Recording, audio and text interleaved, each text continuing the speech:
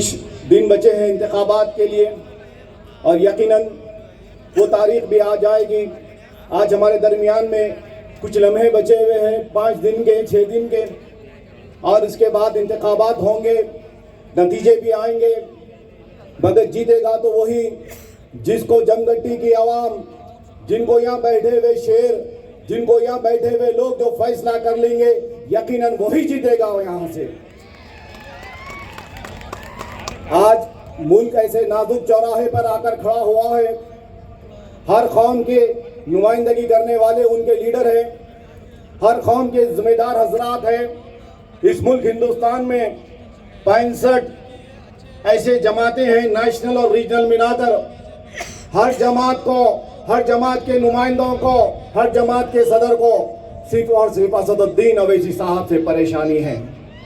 اور آج یہ بات بڑے فخر سے کہتا ہوں میں, آپ کے ہمارے صدر اسد الدین اویسی صاحب یہ 65 جماعتوں کے صدر اور ان کے نمائندے اور ان کے کام کرنے والوں کے اوپر آج بھاری پڑ گئے ہیں.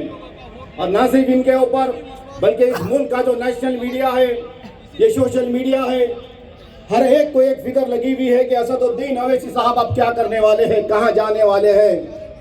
آج الحمدللہ وہ دن چلے گئے جب ایک ہندوستان کی سب میں بڑی ایک اقلیت اپنے آپ کو کمزور, بے آواز, بے بس, مجبور, لاچار سمجھتی تھی.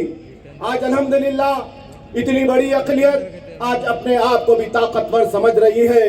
اتنی بڑی اقلیت کی آواز ایوان میں گونج رہی ہے, نہ صرف گونج رہی ہے, ہندوستان کی سب میں بڑی پنچایت میں اینٹ سے اینٹ کو بجا رہی ہے. چاہے وہ طلاق کے ثلاثہ ہو, شریعت کا مسئلہ ہو, عقیدوں کی اذان کا مسئلہ ہو, انصاف کی بات ہو, مابلن جنگ کی بات ہو. ارے ہم کو کمزور سمجھنے والوں, ہم کو بے آواز سمجھنے والوں, اب وہ دن چلے گئے. اب مسلمان ہو یا دلت ہو, اپنے حق کے لیے آواز کو اٹھائے گا اور اپنی آواز کو ایوانوں میں پہنچائے گا. اب مسلمان خاموش بیٹھنے والا نہیں ہے, دلت سماج خاموش بیٹھنے والا نہیں ہے. اب ہم ہماری جان کی بازی لگانے کے لیے سر پہ کفن باندھ لیے ہیں. اے سن لو فرقہ پرستو, اب ہمارے منہ کو مت لگو. بہت برسوں برس سے اذیتیں پہنچاتے آئے ہیں ہم کو. اب ہم کو بھی ایک بات سمجھ میں آ گئی ہے, اس ملک ہندوستان میں اگر سر اٹھا کر جینا ہے تو ایک سیاسی آواز کا ہونا ضروری ہے. اس ملک ہندوستان میں اگر تعلیمی پسماندگی کو دور کرنا ہے تو ایک سیاسی آواز کا ہونا ضروری ہے. اس ملک میں نوجوانوں کے لیے, روزگار کے لیے اگر کوئی معاملے داری ہونا ہے, روزگار کا معاملہ اگر صحیح ہونا ہے تو ایک سیاسی آواز کا ہونا ضروری ہے. ارے 70 برس لگ گئے ہم کو اس مقام تک پہنچنے کے لیے, 70 برس لگ گئے ہم کو اس مقام تک پہنچ کر یہ سوچ کو سمجھنے کے لیے. میں آپ تمام لوگوں سے گزارش کرتا ہوں, اس موقع کو غنیمت سمجھیے. پورے ہندوستان میں آج کئی ایسے جگہیں ہیں, کئی ایسے کونے ہیں جو نخیب ملت کی آمدنی کے لیے منتظر ہیں لوگ.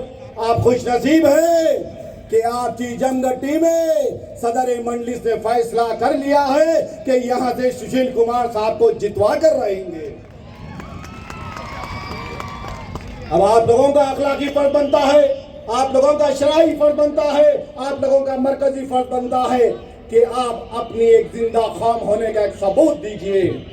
آپ بتائیے ساری دنیا کو کہ کرناٹک کے اس علاقے میں جمگٹی میں کوئی کمزور نہیں ہے. یہاں بھی لوگ ایمان کی حرارت رکھتے ہیں, یہاں بھی لوگ طاقت رکھتے ہیں اپنے بازوؤں میں. اس بار سشیل کمار کو جتائیں گے اور اگلے بار کرناٹک میں 12-15 شیروں کو بھجائیں گے انشاءاللہ تعالی. ارے فیصلہ تو کرو, ایک شروعات تو کرو. آپ کے درمیان میں ہے آج وقت یہ جو گزر رہا ہے, جو ہم کے پر ہمارے اوپر ہزاروں ظلم اٹھا رہے ہیں. ارے مسلمان کو ایک فٹ بال بنا کے سمجھ کر رکھا گیا ہے. کبھی وہ جماعت لات مارتی, کبھی یہ جماعت لات مارتی. یہ بے بس کمزور مسلمان کبھی ان کے در پر جا کر بھیک مانگتا, کبھی ان کے در پر جا کر بھیک مانگتا. نہیں میرے بھائی, ہمارا اسلام یہ نہیں سکھاتا ہم کو. ہم کسی کے در پر جا کر بھیک نہیں ماریں گے, ہم کسی کے گھر پر جا کے بھیک نہیں مانگیں گے. ہم ہماری عقل سے, ہماری جستجو سے ایک سیاسی آواز کو بنائیں گے. आज सारे हिंदुस्तान में कुल हिंद मंडी से इत्तेहाद उल मुस्लिमीन बड़ी तेजी के साथ पहल रही है, बड़ी जुस्तजू कर रही है। वो कहते हैं कि इतने से क्या हुआ, अभी जिंदगी की असली उड़ान बाकी है, जिंदगी के कई इम्तिहान बाकी है। अभी तो थामी है हमने मुट्ठी भर जमीन, अभी तो सारा हिंदुस्तान बाकी है।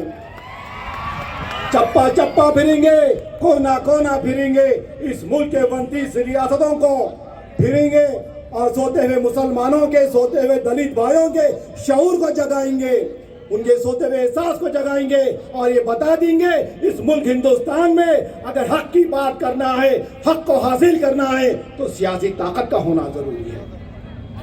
बड़े बड़े मसले मसाइल सियासी ताकत से खत्म हो जाते हैं मेरे भाई। अपने वोट की अहमियत को समझो। आप अपने दरमियान में अपनी सभाओं में इत्तेहाद है, ये दुनिया को बता दो। ये बताने का तरीका सिर्फ वोट है।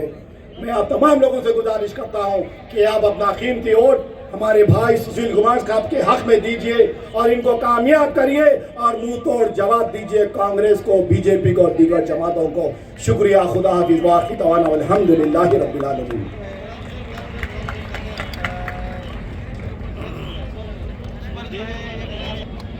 अब मैं